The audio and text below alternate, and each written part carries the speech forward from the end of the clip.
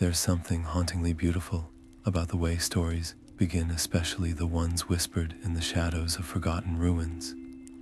Picture this: a lone scholar, Elara, her fingers tracing the cracked spine of an ancient tome deep within an Aelid library, its walls humming with secrets older than time itself. The air is thick with dust and the weight of untold legends, and as she turns the first brittle page, she doesn't just read the words, she awakens them. This is where our journey into the creation, Myths of Tamriel begins, not with a roar, but with a whisper that carries the weight of worlds. And whether you're listening under the glow of a midnight sky or the soft light of dawn, we'd love to know, where are you joining us from tonight? What hour marks your descent into these tales? Let us know in the comments below, because every story is richer when shared. Elara's discovery isn't just another relic. It's a key to understanding how the people of Tamriel have always grappled with the divine, the chaotic, and the unknown. From the snow-capped peaks of Skyrim to the sun-scorched dunes of Elsweyr, every culture has its own answer to the oldest question of all: how did our world begin? Some speak of gods shaping the land with their hands, others of cosmic wars that shattered time itself. But here's the twist: these myths aren't just stories. They are living echoes of the people who tell them, reflections of their fears, their hopes, their deepest truths. And as Elara soon learns, some echoes echo back. That faint whisper in the chamber, it wasn't just the wind.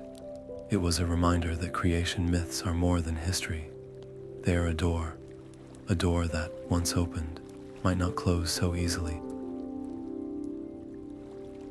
So settle in, because over the next while, we'll wander alongside Elara as she uncovers the most captivating, the most mysterious, and sometimes the most unsettling tales of how Tamriel came to be.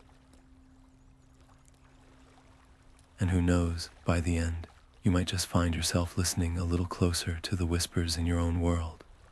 The road to Skyrim is never kind, especially when the wind howls like a scorned draugr and the snow bites at your cloak with teeth of ice. Elara tightens her scarf against the chill, her breath curling in white wisps as she trudges toward the ancient city of Windhelm. Beside her, Torvald strums his lute half-heartedly, his voice dripping with skepticism. Shor and the Dawn era, pretty tales for children, he scoffs. The Nords carve their history in mead halls and battle cries, not in dusty scrolls, but Elara knows better. Myths aren't just stories, they're maps, and sometimes they lead you where roads cannot. Their journey takes a sharp turn when shadows stir in the past. Bandits, armed and hungry, block their path with steel and sneers. Torvald curses, fumbling for his dagger, but Elara's eyes catch something else, a faint carving on the cliffside, worn by centuries of wind. A symbol, the same one she'd seen in the Aelid ruins, the same one whispered in the oldest Nord creation hymns, the World Eater's mark. Without hesitation, she presses her palm to the stone. The ground trembles, rocks shift, and just like that, a hidden path yawns open before them, swallowing the bandit's shouts in its depths. Torvald stares, his lute forgotten. That shouldn't be possible. Elara wipes the ancient dust from her hands, her smile thin but knowing. Stories have power, she murmurs, especially the ones we stop believing. As they step into the tunnel, the walls hum with runes that glow like dormant stars, runes that tell of Shor's sacrifice, of the gods' blood becoming the rivers, their bones the mountains. Torvald's fingers brush the carvings, his earlier mockery fading into something quieter, something like awe, because here, in the belly of the earth, the myth isn't just a story. It's the stone beneath their feet, the air in their lungs, and for the first time, he wonders, if the old tales can open doors, what else might they hold? Windhelm's mead hall reeks of smoke and sweat, its timber beams groaning under the weight of centuries. Elara sits across from Arngere, the greybeard's voice like gravel rolling downhill as he speaks of the Dawn era. Shor stood alone at the Bridge of Shadows. He rasps, calloused hands gripping his tankard. Alduin's wings blotted out the sun, his jaws wide enough to swallow the stars. But Shor, he laughed, for the Nords, courage isn't the absence of fear, it's the defiance of it. Torvald leans in, his earlier skepticism muted by the firelight's dance on the old man's scars. Then the doors slam open. A dozen figures in scaled cloaks surge inside, their faces painted with ash in the likeness of fangs. Heresy, their leader snarls, a jagged dagger pointed at Elara. The World Eater comes to cleanse the weak, and you peddle lies of his defeat. The Hall Erupts, tables overturn, mugs shatter, and suddenly Torvald is yanking Elara backward as a thrown axe embeds itself in the wall where her head had been. Arngere's chair topples as he rises, his whisper cutting through the chaos. You seek Alduin's favor, then let me show you how Shor answered him. The greybeard's thumb shakes the hall. Stone cracks underfoot as the very air trembles, sending cultists staggering. Elara seizes the moment, vaulting onto a table with the Aelid tome held high. You want truth, she shouts. Then read it yourselves. Alduin wasn't slain. He was cast adrift in time, bound by the very myths you twist. Pages flutter as she rips free a sketch of the dragon cult's own prophecies, the ink glowing faintly blue. For a heartbeat, the riot stills. Then the cult leader's scream shatters the pause. Burn it. Torvald grabs Elara's wrist as torchlight flares. They burst into the alley, the cold night air sharp as a blade. Behind them, Windhelm's streets boil with violence, but Elara's mind races faster. Why did those pages glow? And why, as they flee toward the docks, does the wind carry the distant sound of wings? The salt-stained docks of Morrowind rise like jagged teeth from the ashen shoreline, the air thick with the scent of sulfur and burning incense. Elara's boots sink into the soft volcanic soil as she steps onto the island, Torvald trailing behind, his usual bravado muted by the weight of the place. They say the Dunmer see further than most, he mutters, eyeing the distant spires of Vivek City. But I've yet to meet a dark elf who didn't speak in riddles wrapped in threats. Their welcome proves him right. In the dim glow of a candle-lit tavern in Bamora, a hooded figure slides into the bench opposite them. Valenya, a scholar of the dissident priests, her red eyes sharp as broken glass. You seek the anticipations, she asks, her voice barely above a whisper. Bothaya, Mafala, Azura, they were more than gods to us. They were mirrors. Reflections of what we could become, or what we might lose. She traces a finger through the condensation on her tankard, leaving behind the symbol of a three-faced moon. But the tribunals lies buried those truths deep. Dig too carelessly, and you'll wake more than dust. Elara doesn't heed the warning, not fully. That night, in the ruins of an abandoned shrine, tucked between the roots of a giant fungus, she finds what Valanya hinted at, a mosaic of azura, her stone eyes weeping tarnished silver. When Elara brushes her fingers over the offering bowl, the residue sticks like spider silk, and the air hums with a note too low to hear, too deep to ignore. Sleep doesn't come easy after that. Her dreams are not her own. Visions fray at the edges like burning parchment.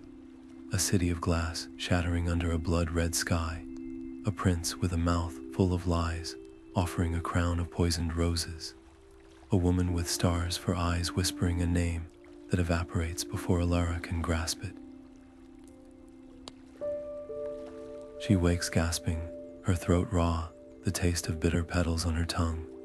Torvald shakes her shoulder, his face pale. "You were screaming," he says. In a language I've never heard, dawn breaks over Morrowind, but the light feels thin, insubstantial. Valanya finds them at the shrine's entrance, her expression unreadable. "The Daedra don't give gifts," she says. "They give tests.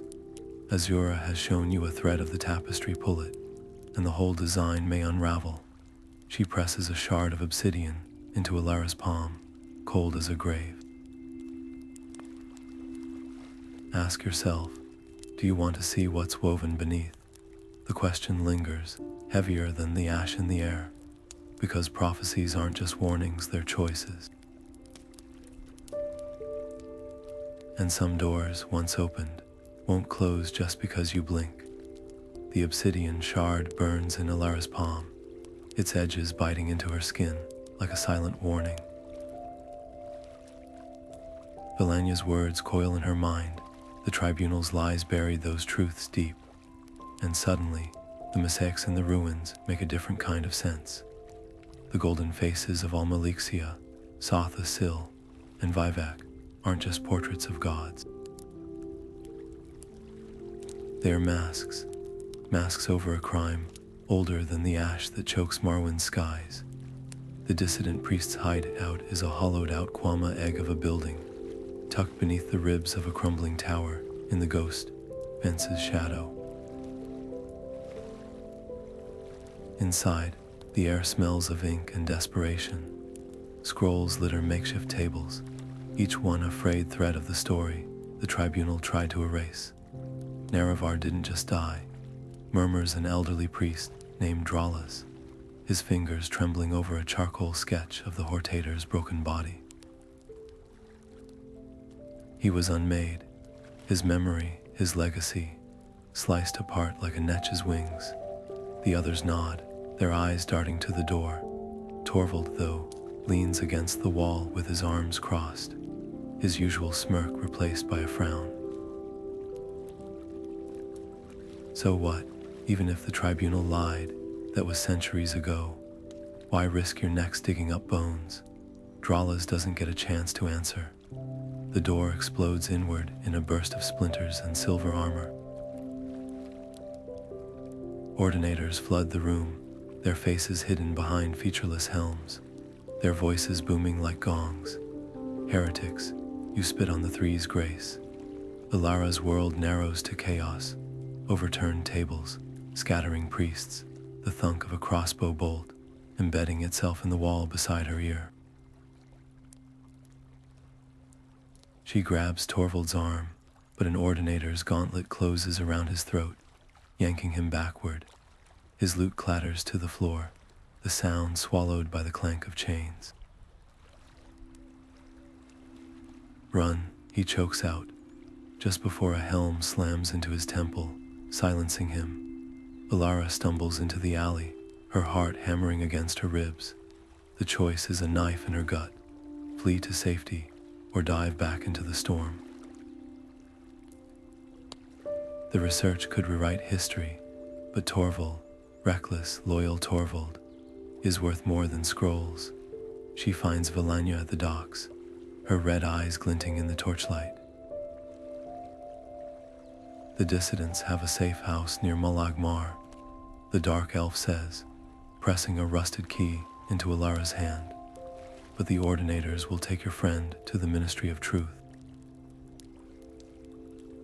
And no one walks out of their hole. The key is cold. The plan is worse. To break Torvald free, they'll need to bargain with the very forces the Tribunal betrayed, the Daedra they swore to defy. Azura's obsidian shard pulses in Elara's grip, as if laughing, because the cruelest truth of all, some betrayals aren't just history, they're cycles. And breaking them might cost more than just a life. The ship groans as it scrapes against the docks of Sentinel, the scent of salt and sun-baked stone thick in the air. Hammerfell isn't like Morrowind, no ashen skies, no whispering ruins. Here, the wind carries the tang of iron and the echoes of 1,000 blades, clashing in the name of long-dead kings. Elara steps onto the pier, her boots sinking slightly into the sand-strewn planks. Torvald's absence a hollow weight at her side. The Alikar warriors pacing the docks eye her with a mix of curiosity and suspicion, their scimitars glinting in the midday sun. She doesn't belong here. She knows it. They know it. The tavern where she finds the Sword Saint is a place of shadows and quiet. The old warrior sits in a corner, his face lined like the canyons of the Alikar, his hands resting on a sheathed blade as if it were a relic of another age. "You seek the far shores," he says before she can speak, his voice rough as desert grit. Not many outsiders care for the old ways. They think our gods are simple sun and sand and blood. He pours her a cup of bitter tea, the steam curling into shapes that almost look like serpents. But Sadakal is not so easily understood. The tale he tells is not one of creation, but of unmaking. Sadakal, the world serpent, who sheds its skin to begin anew, leaving the old world to crumble behind it. The walkabout, the Sword Saint murmurs, is the journey between skins. The moment when all things end and all things begin. Elara's fingers tighten around her cup. There's something in the story that prickles at her, a thread connecting the Aelid ruins, the Nords' world eater, the Tribunal's lies. A pattern, a warning, then the door slams open. 3 Alikar warriors stride in, their robes swirling like storm clouds, their eyes locked on Elara. The Outlander carries forbidden words, their leader snarls. The secrets of the walkabout are not for her kind. The Sword Saint doesn't move, but his gaze flicks to a narrow hallway behind the bar, a silent offer. A choice. Elara doesn't hesitate. The chase through Sentinel's labyrinthine alleys is a blur of shouts and stumbling footsteps. The Alikar are swift, but the city is old, its bones full of hiding places. She ducks beneath awnings, leaps over baskets of spices, her heart pounding in time with the distant call to prayer. The Sword Saint's voice echoes in her memory. Sadakal does not fear the end. It embraces it, a dead end, the warriors close in, their scimitars gleaming, but Elara isn't unarmed. She reaches into her satchel and flings a handful of sand into the air, sand she'd scooped from the tavern floor, still shimmering with traces of that strange serpentine steam. The particles catch the light, swirling into a shape that makes the warriors freeze. A coil, a fanged maw, just for an instant. But it's enough. She slips past them, vanishing into the crowd as the first cry of magic rings out behind her. The Sword Saint had warned her. Some truths are knives, and knives cut both ways. The desert beyond the city is vast, unforgiving. But as the sun dips below the dunes, painting the sky in shades of blood and gold, Elara realizes something. The walkabout isn't just a myth. it's happening.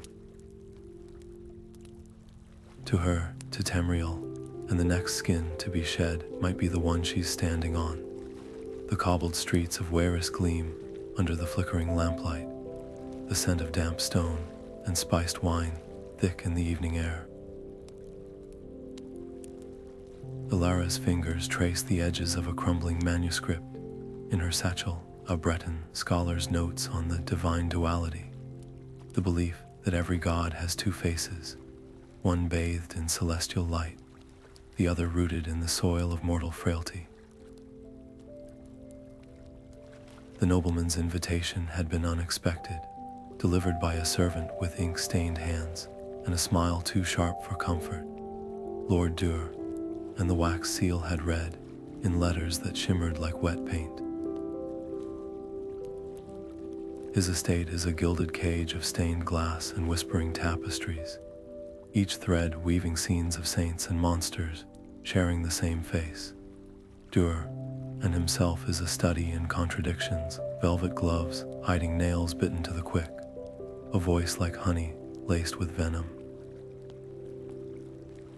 The divine is not above us, he murmurs, pouring wine that smells faintly of copper. It is within, and sometimes it wears a jester's grin. The chalice he offers her is carved with twin serpents, one devouring its own tail, the other laughing. Then the walls start bleeding, not blood ink.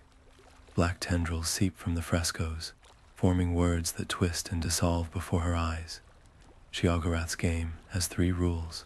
Duran croons, his pupils dilating like spilled ink. Answer true, answer false, but never answer both. The floor tilts, the grand hall warping into a labyrinth of mirrors, each reflection showing Elara a different version of herself. Scholar, thief, saint, fool. The first riddle slithers across the glass. What builds and breaks the tower? The Breton myths rise unbidden in her mind. The tower, that sacred spire piercing the veil between worlds, is said to be both anchor and Achilles' heel. Ambition, she ventures, the mirrors shriek. Dure and claps, delighted, half right, now try its twin. Hours slip by like grains through an hourglass. Riddle after riddle, each pulling at the threads of high rock's most sacred paradoxes. The divine is order, the earthly is chaos, but which one forged the stars? Which one whispers in the madman's ear? Elara's voice grows hoarse, her answers threading the needle between truth and heresy. When the final mirror cracks, revealing not her reflection, but a door, Duran's laughter follows her like a hangman's noose. Clever girl, he sighs, but the tower's secret isn't in its height. It's in the cracks. The night spits her back onto the streets, the manuscript in her satchel now heavier, its pages filled with new script words she doesn't remember writing. The last line pulses like a wound. When the gods divide themselves, what remains is not half, it is whole.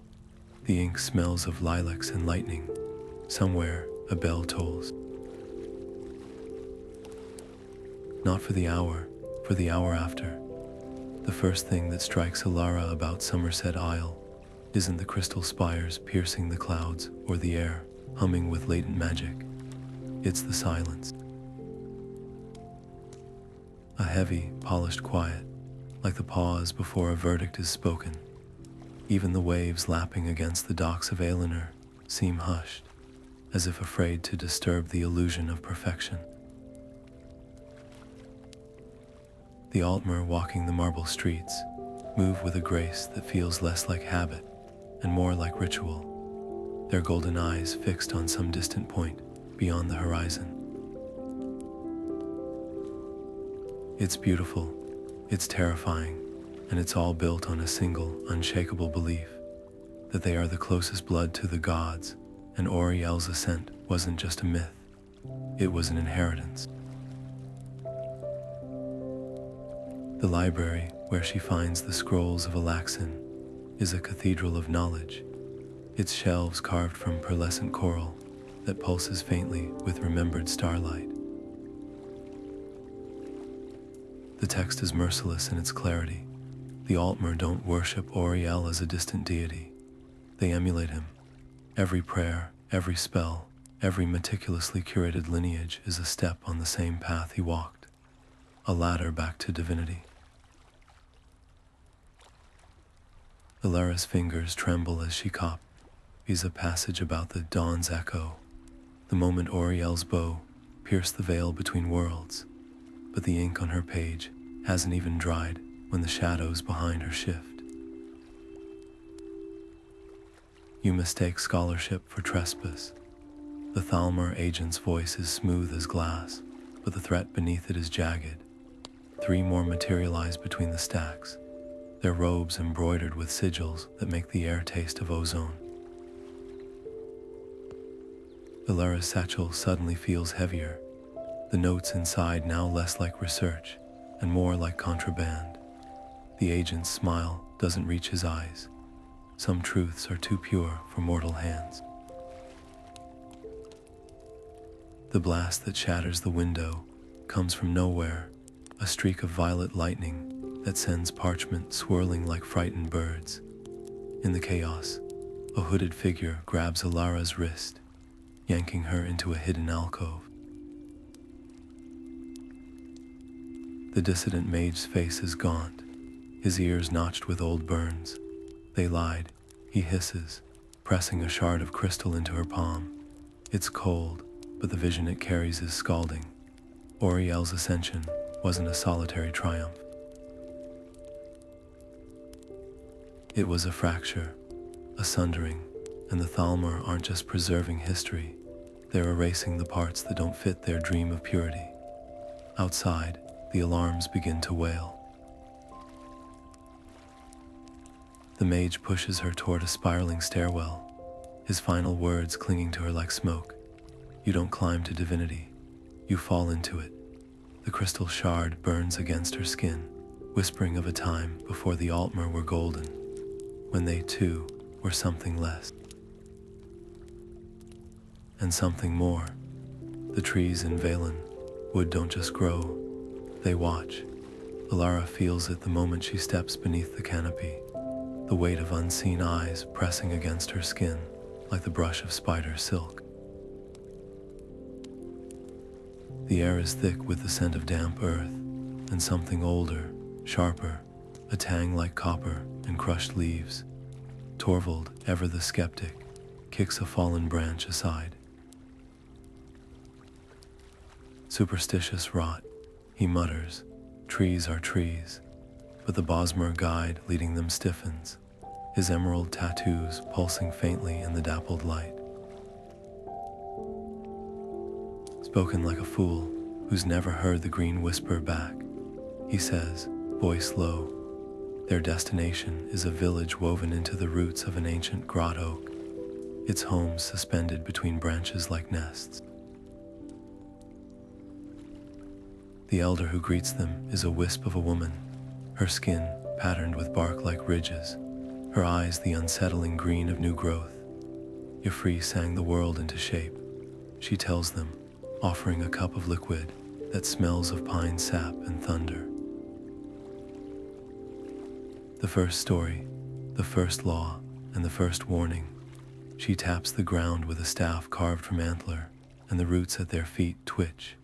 Elara listens, scribbling notes, until her sleeve catches on a thorn vine. The snap of the stem is louder than it should be. A gasp ripples through the villagers. The elder's face darkens. You've broken the pact, she whispers. Then the forest moves. Vines slither over the village's edges. Branches creak like drawn bows. Even the shadows seem to twist toward Elara, hungry. Torvald draws his dagger, but the elder knocks it from his hand with a hiss. Steel won't save you from the wild hunt's echo. The ritual she demands is simple, a confession to the soil, a lock of hair buried where the vine fell, a song sung in the old tongue. But the price is deeper. To atone, you must understand, the elder says. Eat nothing but what the forest gives. Drink from its streams. Let it remember your scent as kin. That night, curled in a hollow with the roots humming against her back, Elara dreams of antlered figures dancing under a blood-red moon. Their voices are the wind, the river, the crack of breaking bone. When she wakes, her mouth tastes of loam and lightning. The villagers nod she's been tasted, judged. Torvald, watching a spider weave its web between his fingers with uncharacteristic stillness, finally murmurs, maybe some superstitions bite harder than others. Outside, the trees sigh in agreement. The heat of Elsweyr hits Elara like a physical blow, dry as bone, thick with the scent of spice and something sweeter, something dizzying. Moon sugar. It clings to the air, to the fur of the Khajiit lounging on sun-baked rooftops, even to the pages of the crumbling scrolls in the central library. The scribe who meets her there is gaunt, his pupils blown wide, his claws tapping an erratic rhythm against the desk. You seek the Dro Amathra. He purrs, his voice slurred with addiction. Follow the moons, yes, but mind the shadows between them. His laughter is a rasping thing, like sandpaper on silk. The temple isn't marked on any map. It's a wound in the desert, half buried by dunes, its entrance framed by twin statues of Jakajay. One laughing, one weeping. The air inside is cooler, thick with the musk of incense and something darker. The walls are carved with constellations that shift when Elara blinks, the stars rearranging themselves into new patterns. A voice, or perhaps many voices layered together, hums from the shadows. The Riddle Thar is not a path. It is the claw that carves it. Torvald stays close, his usual bravado muted. This place doesn't want us here. He mutters, he's right. The deeper they go, the heavier the air becomes, until each breath feels like swallowing ink. The murals tell a story. The two moons as scales, balancing light and dark, the Khajiit as the fulcrum, but the figures in the corners of the paintings are wrong. Their eyes are voids, their smiles have too many teeth. Then the ground trembles. Sand pours from the ceiling as cracks spiderweb across the floor. The scribe, suddenly lucid, clutches Elara's arm. The Dro Amathra stir, solve the riddle, or be buried with it. He points to the wall where the constellations have frozen into a single image. A serpent eating its own tail, looped around a single, burning star. Elara's mind races. The Khajiit myths speak of Lorkhaj, the Moon Prince, who was betrayed by his own heart, of the void that lurks in every shadow, but the scribe had said something else, the claw that carves the path. She grabs a shard of fallen masonry and scrapes a line through the serpent's spine. The wall splits open with a sound like tearing parchment. They emerge gasping into the moonlight, the temple collapsing behind them. The scribe is gone, swallowed by the sands or the shadows. Elara can't say. Above, Masser and Sekunda gleam, their light suddenly too bright, too knowing. Torvald exhales sharply. Next time, he says, let's stick to libraries. But Elara's fingers are already tracing the new marks on her palms. 3 jagged lines like claws. A reminder, some riddles don't just want answers, they want blood. The air in Black Marsh doesn't just cling, it breathes, thick with the scent of rotting vegetation, and something sharper, something alive. The swamp hums against Elara's skin like a living thing. Her guide, a Saxiel named Visk, moves through the murk with an ease that borders on unnerving, his scales glistening with oily reflections of the canopy above. The Hiss don't speak in words, he murmurs, pausing to press a webbed hand against the gnarled trunk of one of the towering trees. They speak in dreams. In blood, the bark pulses faintly under his touch, as if answering. Elara's first mistake is drinking the water.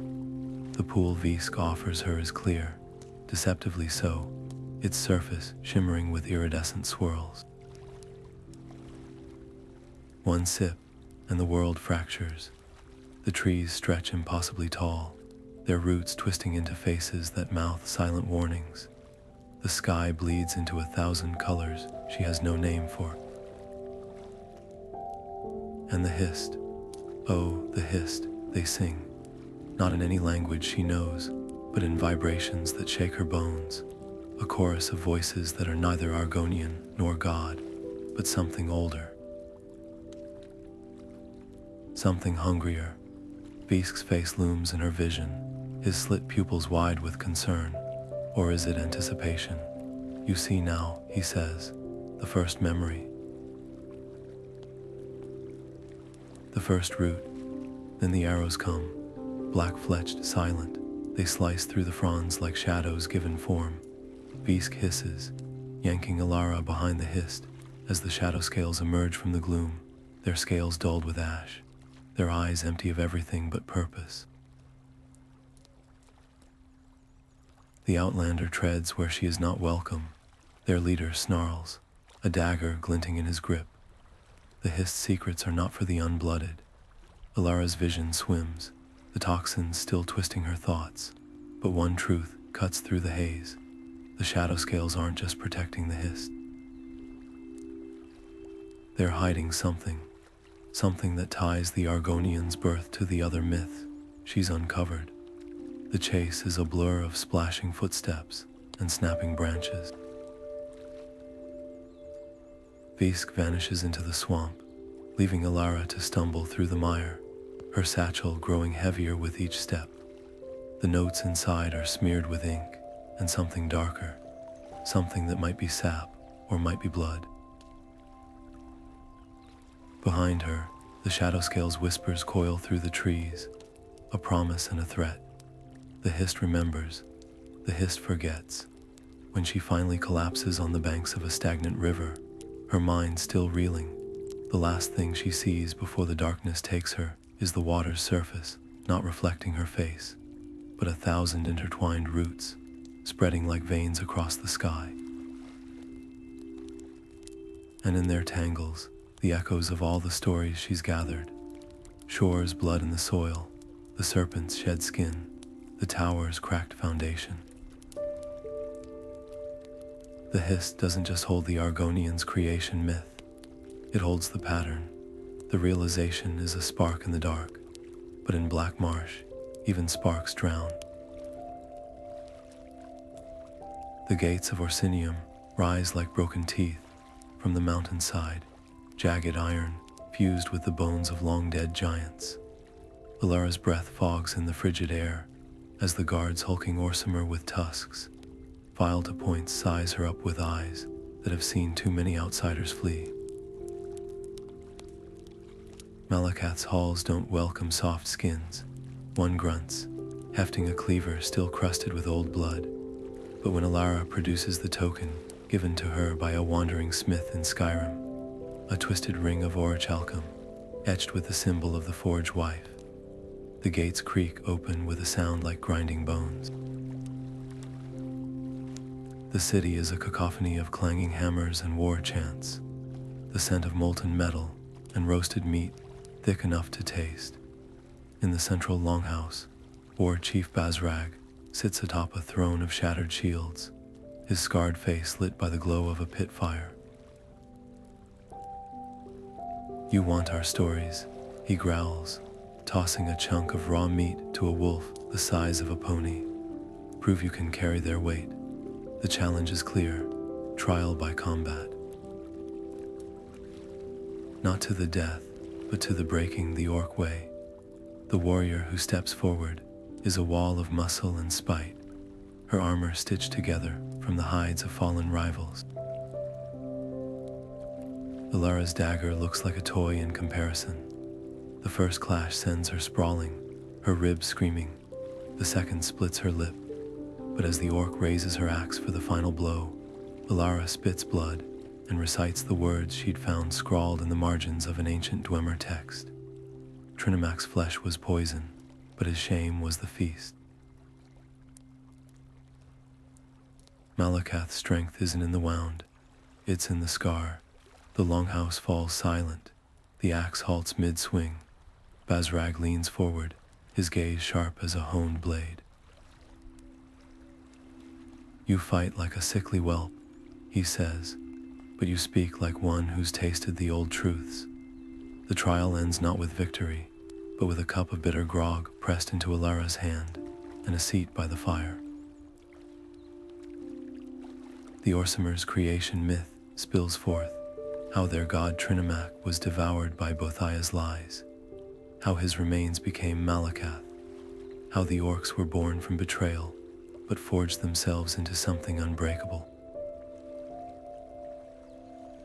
Yet as the night deepens, Elara notices the shadows clinging too tightly to the corners of the hall. A figure in rusted chains watches her from the periphery, their eyes glinting with a light too green to be firelight. When she slips outside to clear her head, the wind carries a whisper that raises the hairs on her neck. The pariah's dew comes late, but never light. The mark on her palm, the one she'd gotten in Morrowind, burns suddenly, and the distant howl that answers isn't from any wolf. The cult of the cursed blade has found her. And they don't want her knowledge, they want her pain. The white marble of the Temple of the One glows like a second sun under the Cyrodiilic sky, its spires stretching toward the heavens, as if trying to touch the very face of Akatosh. Inside, the air thrums with whispered prayers and the scent of burning incense, myrrh and crushed amaranth, the sacred herbs of the Eight. Elara's fingers trace the edges of a gilded fresco depicting the covenant of Alesha, the moment when the blood of a slave queen and the grace of the gods intertwine to birth an empire. The divines are not separate, murmurs the priest at her side, his robes embroidered with the sigil of the time dragon. They are facets, like light through a prism. It's this synthesis that fascinates her. The Nords have their bloody sagas, the Dunmer their bitter betrayals, but the Imperials, they've woven a tapestry from every thread, turning contradiction into harmony. Akatosh is Alduin and Oriel. Mara is both mother and maiden. The priest, sensing her curiosity, leads her to a hidden alcove where the oldest texts are kept. The dragon's secret, he says, unrolling a scroll so fragile it seems made of spider silk, is not a single truth. It's the shape of the loom, then the candles gutter out. The first scream comes from the vestibule, sharp and wet. The second is cut short. The priest's face goes pale as the sigil on his robes. A sunburst begins to blacken at the edges, the threads curling like burned skin. Mythic dawn, he breathes, shoving the scroll into Elara's hands. They think the secret is a key to unmake the dragon fires. The door bursts inward before he can say more, revealing figures in tattered crimson robes, their daggers glinting with more than steel. The priest steps forward, his voice rising in a chant that makes the air vibrate, but a blade finds his throat before the spell completes. Elara runs. Through corridors that twist like a fever dream, past altars where the statues of the divines weep blood, her lungs burning with every gasp. The scroll in her grip hums, its words shifting even as she clutches it, revealing fragments of a truth too vast to grasp. What is broken was once whole. What is whole was never truly broken. The cultists' footsteps echo behind her, their whispers seeping through the stone like poison. The dragon's blood is the key. Spill it, and the door will open. She slips into the sewers, the damp air thick with the stench of rot and rats. The scroll is safe, but as she wades through the muck, a new fear takes root. The mythic dawn isn't just hunting her, they're hunting the pattern, and if they find it before she does, the only thing left to worship will be the void. The ink on the stolen scroll hasn't dried before Elara notices the first inconsistency. The letters are rearranging themselves, not randomly, deliberately. As if the parchment is breathing, reshaping its secrets to fit her eyes alone. The candlelight gutters, and suddenly the room in the imperial sewers feels smaller, the walls slick with something darker than water. A chuckle rasps through the air, thick as syrup and twice as cloying. Knowledge is a slippery thing, isn't it? The voice comes from everywhere and nowhere, the words slithering between the stones. Like trying to hold smoke in your fists, the shadows congeal into a shape that defies the eye. Too many limbs, too many eyes, a mass of writhing tendrils and shifting tomes. Hermias Mora doesn't step into the room, he unfolds into it, his presence bending the light like a warped lens. You've been such a diligent scribe, he croons, a tendril brushing the scroll in her hands. But you've only read half the story. The other half, well, it reads you. Elara's throat tightens. The Daedric prince's offer is a poisoned honeycomb, every chamber dripping with answers, every answer laced with hooks. All I ask is what you've already given so freely. Mora murmurs, your curiosity, your hunger. Let me taste the rest, and I'll show you the pattern behind the pattern. The truth behind the tower, the serpent, the hist's whispering roots. His grin splits the air like a seam. Or are you afraid to see what's woven into your own bones? She steps back, the scroll crumpling in her grip. I choose my own path. Mora's laughter is the sound of pages tearing. Oh, little moth, you've been flying toward this flame since the first step. Behind her, the scrape of steel. She turns just in time to see Torvald's dagger glint, but his eyes aren't his own. They're black pits, swirling with the same sickly green as the prince's aura. His grin is too wide, his voice too layered when he speaks. Did you really think you were the one being tested? The truth hits like a blade between the ribs. Every ruin, every myth, every near-death escape. It was never just research. It was a gauntlet. A game played on a board she didn't know existed, with pieces she didn't realize were moving. Torvald, no, the thing wearing Torvald, advances, his movements jerky, puppet-like. The princes do so love their stories, he croons, and every story needs a villain. Or a sacrifice. Elara's fingers find the obsidian shard from Morrowind, still tucked in her belt, cold as a grave, sharp as a promise. Azura's test wasn't a warning. It was a weapon. The last thing she sees before the sewer explodes into chaos is Mora's smile, not triumphant, but satisfied, as if her defiance is just another verse in a script he wrote centuries ago. The shadows swallow them both, but not before she whispers the words Valanya taught her, the ones that taste of bitter petals and starlight. Some doors only open from the inside. And then she steps through. The air in the abandoned chapel smells of damp parchment and cold ashes. Elara spreads the scrolls across the cracked altar, their edges trembling in the faint glow of a single candle. The Aelid script from the ruins, the Nord carvings from the past, the Dunmer prophecies scribbled in Valanya's hand, they're not just stories. They're pieces of a puzzle so vast it makes her hands shake.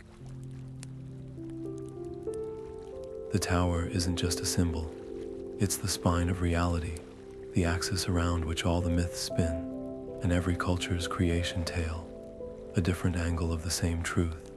The Godhead sleeps, and Tamriel is its dream. A drop of wax splashes onto the parchment, searing through an illustration of the white gold tower. The Thalmor want to unmake the world to reclaim their divinity. The mythic dawn seeks to bleed the dragon to shatter time. Even Hermias Mora, with his labyrinth of secrets, is just another thief trying to pick the lock of the ultimate mystery. Elara's breath hitches. Her research isn't just dangerous, it's the kindling for a war that could burn the dream to embers. Torvald's dagger lands point first in the wood beside her, its blade still slick with the ichor of whatever he'd been wearing like a skin moments ago. His real voice is hoarse from disuse. So, do we burn it? His eyes flick to the scrolls, then to her face. Or do we give the world the match?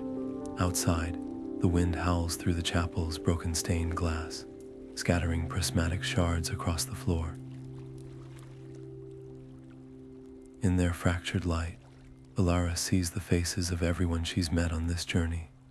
The Sword Saint's resolve, the Bosmer Elder's warning, the Khajiit scribe's hollow laughter.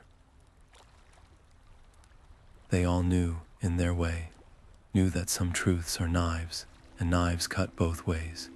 She reaches for the inkwell. The quill trembles in her grip, but her voice doesn't. You can't unsee the pattern once it's shown to you, she murmurs, but you can choose what to do with it. The first stroke of ink blooms across fresh parchment, like a wound. Or a door, somewhere deep in the bones of the world, something stirs. Not a god, not a Daedra, the dreamer shifting in its sleep, waiting to see what she'll write next. The chapel floor cracks beneath Elara's knees as she carves the final rune into the stone, her dagger biting deep. The air hums like a plucked harp string, thick with the scent of burnt copper and ozone. Behind her, Torvald braces against the door, his breath ragged as the cultists' chants seep through the wood, break the tower, crack the sky, spill the dreamer's sleeping eye. The candlelight gutters, shadows stretching into clawed hands that grasp at the edges of the ritual circle. This isn't just forbidden magic. It's a scream into the void, a plea hurled at the ears of gods who have long since turned away. The first note of the chant tears from Elara's throat like a living thing. The words aren't hers, they're the ones scrawled in the margins of every myth she's collected, the ones that bled onto her skin in every ruin. The Aelids whisper, the Nords roar, the Dunmers hiss, all woven into a single thread. The moment her palm slams down onto the rune, the world stops. Light fractures, sound unravels, and then voices, not from the chapel, not even from the air, but from the seams of reality itself. Mortal, the word isn't spoken, it's etched into her bones.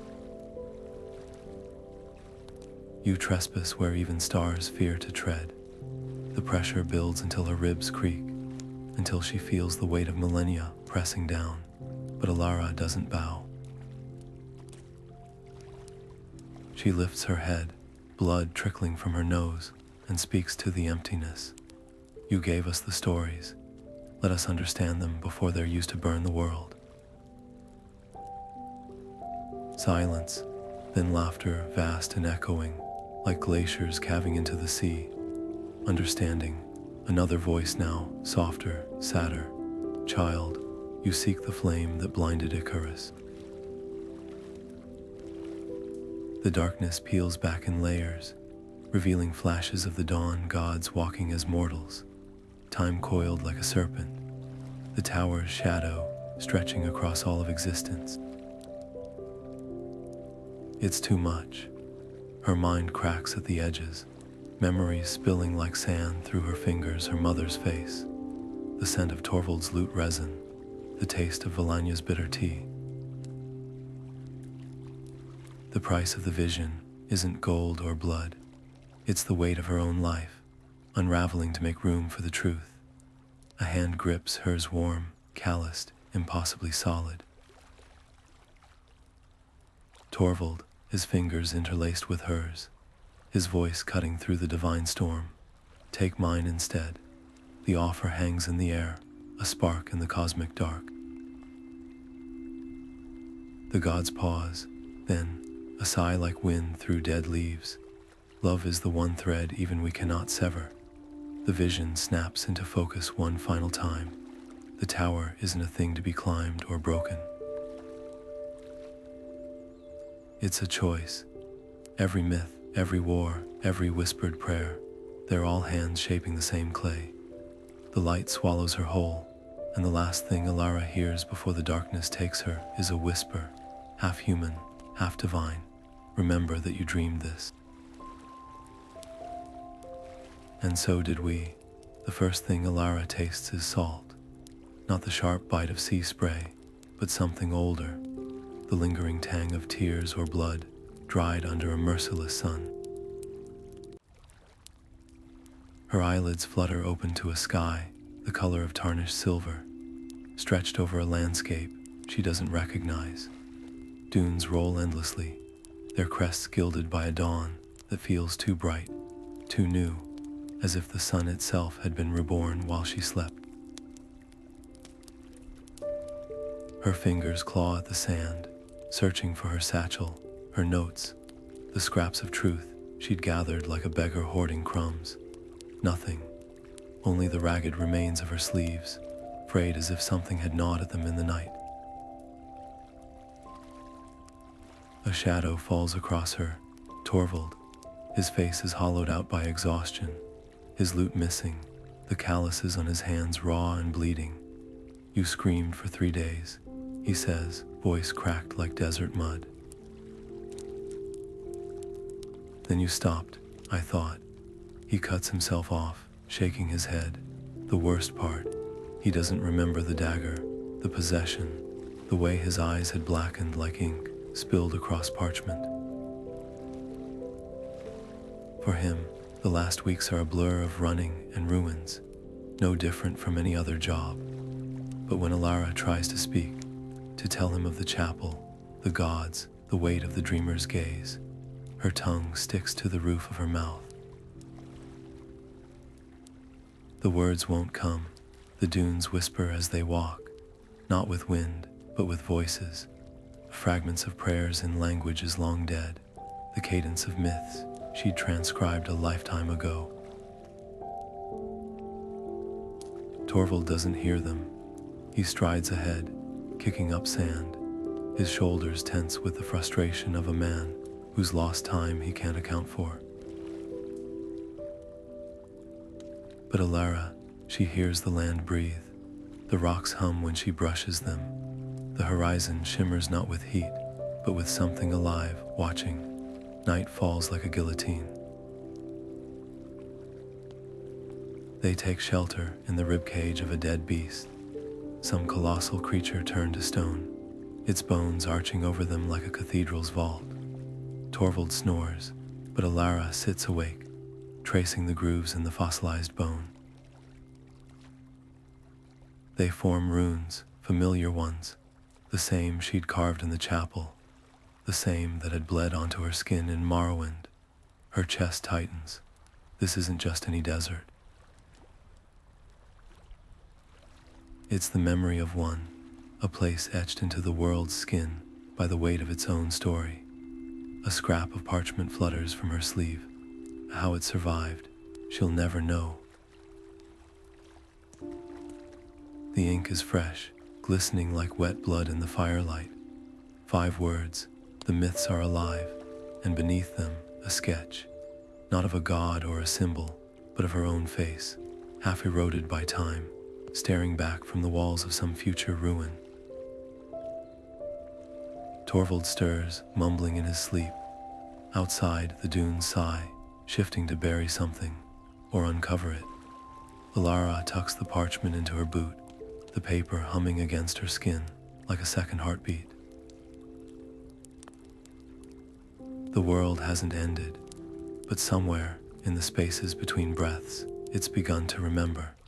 And remembering, she realizes with a chill, is just another word for waking up. Elara's hands are empty now, no scrolls, no satchel, not even the obsidian shard that once burned like a brand against her skin. But the weightlessness doesn't frighten her. It feels like shedding armor after a long war, like stepping into sunlight after years in the dark. The desert wind combs through her hair, carrying grains of sand that sting her cheeks, but she doesn't flinch.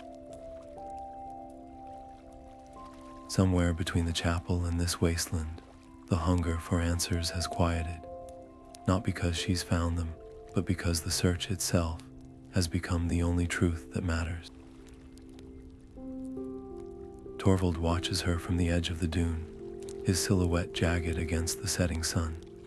He's different too, less swagger, more stillness, as if the last remnants of the thing that wore his face left something hollowed out and honest in its wake.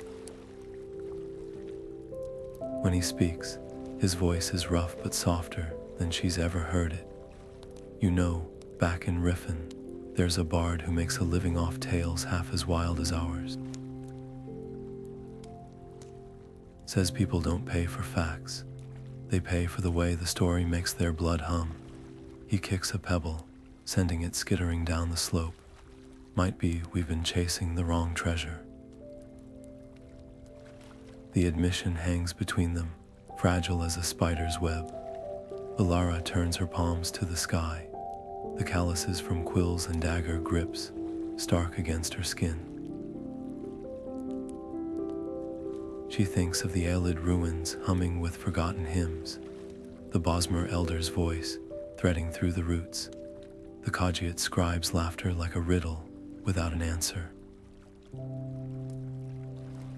Not one of those fragments was a key to unlock the universe, but together they were a song, and songs don't need to be solved. They need to be sung. Torvald's grin is a flash of teeth in the gathering dark. So, east or west, she doesn't hesitate, wherever the wind takes us. As they crest the next dune, the horizon bleeds into twilight, the first stars pricking through the velvet sky like pinpricks in a canvas.